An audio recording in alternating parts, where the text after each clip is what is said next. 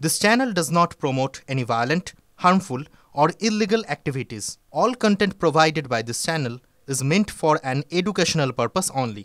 কাশ্মীর থেকে কাকদ্বীপ তিলোত্তমা ধর্ষণ খুনের প্রতিবাদে একজোট হয়েছে গোটা দেশ। রাস্তায় নামছেন মহিলারা। প্রতিবাদ, বিক্ষোভ, স্লোগান চলছে, পাশাপাশি তদন্তও এগোচ্ছে। পুলিশের হাত থেকেই মামলা এখন সিবিআই এর হাতে। আরজি করের ঘটনায় প্রথম থেকেই একাধিক প্রশ্ন উঠে আসছে, যার মধ্যে সবথেকে বড় প্রশ্ন এটাই যে অপরাধী কি এক নাকি একাধিক। পুলিশ সঞ্জয় রায়কে ধরেছে বটে, কিন্তু এখানেই কি শেষ? সূত্রের খবর, সিবিআই শুরু থেকেই বহু প্রশ্নের তালিকা তৈরি করে তদন্তে ঝাঁপাচ্ছে। দেখুন। 9 অগস্ট আরজি কর হাসপাতালে 4 তলায় তিলোত্তমাকে ধর্ষণ, খুন। 10 অগস্ট চিকিৎসক পড়ুয়াকে ধর্ষণ খুনের ঘটনায় গ্রেপ্তার সঞ্জয় রায়। নৃশংসতার সব সীমা পার। সূত্রের খবর, ময়না তদন্তের রিপোর্টে তিলোত্তমার 2 চোখ, মুখ ও যৌনাঙ্গ থেকে রক্তক্ষরণের উল্লেখ। ঠোঁট, মুখ, ঘাড়, ডান হাতের আঙুলে আঘাত, বা পায়ের গোড়ালি ও পেটে আঘাতের চিহ্ন। তিলোত্তমার সারা শরীর ক্ষতবিক্ষত। গ্রেপ্তারের দিনই কলকাতা পুলিশ দাবি করেছিল ঘটনাস্থলে ধৃত সঞ্জয় রায়ের উপস্থিতির একাধিক প্রমাণ মিলেছে। কিন্তু শুধুই কি একা সঞ্জয়? তিলোত্তমার শরীরে এত আঘাত কি একজনের পক্ষে করা সম্ভব? তিলোত্তমার বাবা মা প্রথম থেকেই অভিযোগ করছেন, আমার মেয়েটাকে খুন করে ফেলেছে এরা। আঙ্গুলগুলো মুসলিয়ে মুসলিয়ে ভেঙে দিয়েছে, খুব কষ্ট পেয়ে দিয়ে মেরে ফেলেছে আমার মেয়েটাকে। তাকে যে সুপারি দেওয়া হয়নি তার কি গ্যারান্টি আছে? টাকা দিয়ে করানো হয়নি। একা নাকি একাধিক? তিলোত্তমার ধর্ষণ খুন কাণ্ডে তদন্তভার হাতে নিয়ে প্রথম থেকে এই উত্তরের খোঁজে সিবিআই। তদন্তভার নিয়ে বুধবার সিজিও কমপ্লেক্সে আধিকারিকদের নিয়ে বৈঠক সারেন সিবিআই ডিআইজি পদমর্যাদার অফিসার। চিকিৎসক পড়ুয়ার খুনের নেপথ্যে কি কোনো ষড়যন্ত্র? সূত্রের খবর, তিলোত্তমা খুন তদন্তের মিসিং লিংক জুড়তে সিবিআই আপাতত যে প্রশ্নের উত্তর খুঁজছে। ঘটনার রাতে হাসপাতালে কেন গিয়েছিল সঞ্জয়? বেছে বেছে সেমিনার হলেই বা কেন সঞ্জয় পৌঁছেছিল? ওই রাতে সঞ্জয় কি একাই ছিল নাকি সঞ্জয়ের সঙ্গে আরো কেউ ছিল? সেমিনার হলে কুকীর্তি। আরজি কর হাসপাতালে নার্সিং সুপার জানিয়েছেন, একটা বক্সে থাকে, ওখানে একটা বক্সে থাকে, সেখান থেকে যার যেমন দরকার হয় ওনারা নিয়ে যান। এখানে বলা থাকে যে নিয়ে গেলে আপনারা রেখে দিয়ে যাবেন। অন্য কেউ ছাড়া কি চাবি নেওয়া সম্ভব? না, অন্য কেউ নিতে পারবেন না এটা। নার্সিং সুপারের কথায় স্পষ্ট, সেমিনার হলে বহিরাগতদের ঢোকার কথা নয়। প্রশ্ন হলো, সবার নজর এড়িয়ে ওই রাতে সেমিনার হলে অবাধে সঞ্জয় পৌঁছে গেল কি করে? সূত্রের খবর, সিবিআই জানতে চাইছে সঞ্জয়কে ওই রাতে হাসপাতালে কেউ কি পরিকল্পনা করে পাঠিয়েছিল? বাইরে থেকে কি সঞ্জয়কে ইন্ধন জুগিয়েছিল? খুনের পর কোথায় কোথায় গিয়েছিল সঞ্জয়? সূত্রের খবর, পুলিশের জেরায় সঞ্জয় নাকি অপরাধ স্বীকার করে। প্রমাণ লোপাটের কথাও নাকি স্বীকার করে সঞ্জয়। হেফাজতে পেয়ে সঞ্জয়কে নতুন করে জেরা করবেন সিবিআই আধিকারিকরা। সেখানে পুলিশ হেফাজতে সঞ্জয় বেশ কিছু বয়ান দিয়েছে। সেই বয়ানের সঙ্গে নতুন বয়ান মিলিয়ে দেখবে সিবিআই। তিলোত্তমার বাবা মা অভিযোগ করেছিলেন, উপর থেকে বাধা, যারা সিনিয়র ডাক্তার তারা সহযোগিতা করতে না। আমার মেয়ে বলতো আমার আরজি করে যেতে আর ভালো লাগে না।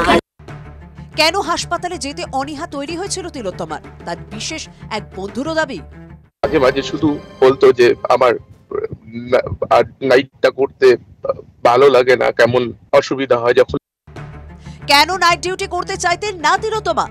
নাইট ডিউটি করতে গিয়ে কি অসুবিধার মুখে পড়তে হতো তাকে? আগাম কোনো বিপদ কি আজ করেছিলেন তিলোত্তমা? ওই রাতে কর্তব্যরত বাকিরা কেন কিছু টের পেলেন না?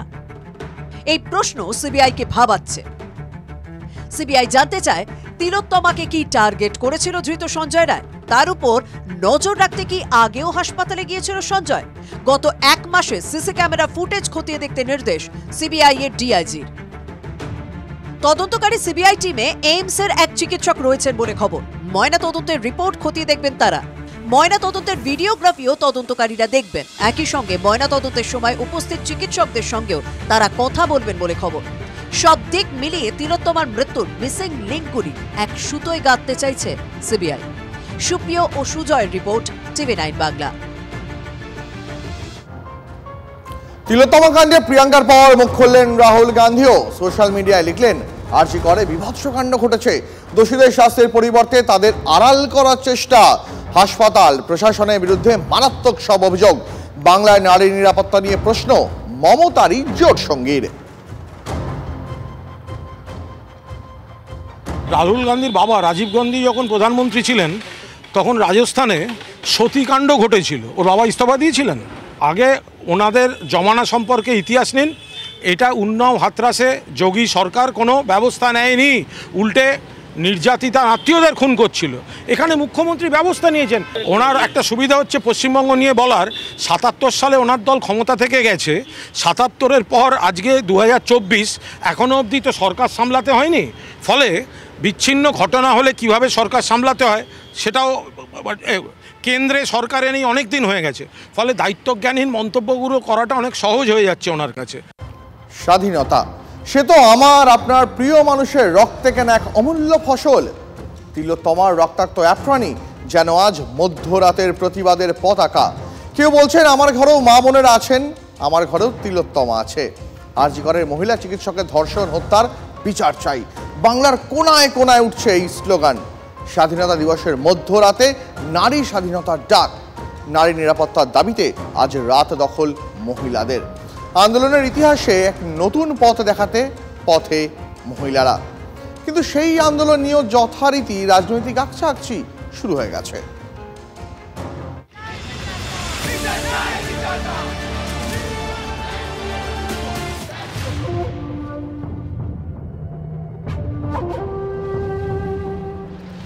স্বাধীনতার মধ্যরাতে নারী স্বাধীনতার জন্য রাতের দখল নাও মেয়েরা। তিলোত্তমার এক কোণ থেকে তৈরি হওয়া এই স্লোগান দাবানলের মতো ছড়িয়ে পড়েছে গোটা বাংলায়।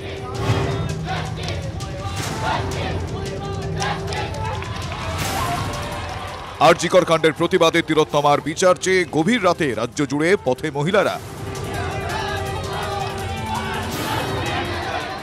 বাংলা তথা দেশের ইতিহাসে এমন প্রতিবাদ আগে দেখা যায়নি।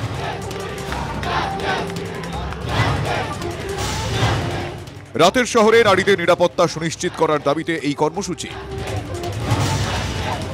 প্রথমে ঠিক হয়েছিল কলকাতার ৩ জায়গায় হবে প্রতীকী আন্দোলন, college street, academy of fine arts, Jadavpur 8B। কিন্তু সোশ্যাল মিডিয়ার দৌলতে তা দ্রুত ছড়িয়ে পড়ে গোটা বাংলায়। দলহীন এবং পতাকাহীন এই আন্দোলনের আহ্বানে সাড়া দিচ্ছেন বহু মানুষ। শুধু কলকাতায় নয়, জেলায় জেলায়, মালদার ইংরেজবাজার থেকে হাওড়ার মন্দিরতলা, পথে প্রতিবাদে বাংলার মা বোনেরা। তাদের কণ্ঠে প্রতিবাদের স্বর, তাদের কথায় প্রতিবাদের ভাষা। রাত জাগো এই প্রতিবাদে সামিল সাধারণ মানুষও। আমি তো আছি, রাত্রিবেলা থাকবো। মহিলা বলে শুধু কথা নয়, বাড়ির পুরুষরাও আসতে পারেন, কারণ তাদেরও ঘরের মেয়ে, কারুর তাদেরও ঘরের স্ত্রী বলুন, বোন বলুন, তারা আছে। সবার মানুষের জন্য, মানুষের পাশে। যদিও এই আন্দোলনেও লেগেছে রাজনীতির রং। সিপিএম, কংগ্রেস, বিজেপি সব দলের মহিলা নেতা কর্মী সমর্থকেরা পতাকা ছাড়া রাস্তায়। তৃণমূলের একাংশ এই আন্দোলনের সমর্থনে সুর তুলেছেন। তবে যার সোশ্যাল মিডিয়া পোস্ট থেকে এই কর্মসূচির সূত্রপাত, তিনি আবেদন করেছেন সবাই দলমত নির্বিশেষে দলীয় পতাকা ছাড়া পথে নামুন।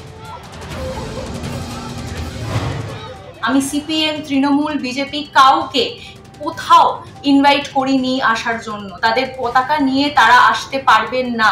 আরও বলছি যে যারা এটা ক্লেম করছেন যে আমি বিজেপিকে এখানে ইনভাইট করেছি, সেটা অ্যাবসলিউটলি ফেক নিউজ। মঙ্গলবার থেকে তৃণমূল নেতা কুণাল ঘোষের একটি পোস্ট ঘিরে বিস্তর জলঘোলা। রাতের জমায়েতকে নাটক বলায় সরব বিরোধীরা। সিপিএম, বিজেপি, বামরামের চক্রান্ত আমরা কড়াভাবে নিন্দা করছি।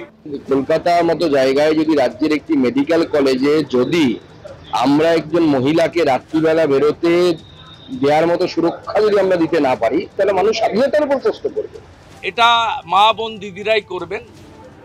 ফটো তোলার জন্য আমরা যারা চিহ্নিত রাজনৈতিক ব্যক্তিত্ব, ফটোর সামনে না থেকে কোথাও আড়ালে থেকে জেগে থাকতে হবে, যাতে কোথাও তৃণমূলের গুন্ডা বাহিনী হামলা করতে না পারে। তৃণমূলের নেতারা এতটা নৃশংস হবেন না।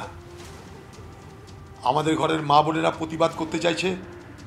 আপনার বাড়ির লোককে জিজ্ঞেস করে দেখুন, আপনারও মেয়ে আছে, বউ আছে, তাদেরকে জিজ্ঞেস করে দেখুন, তারাও হয়তো সেই মিছিলে অংশগ্রহণ করতে চাইছে মনে মনে।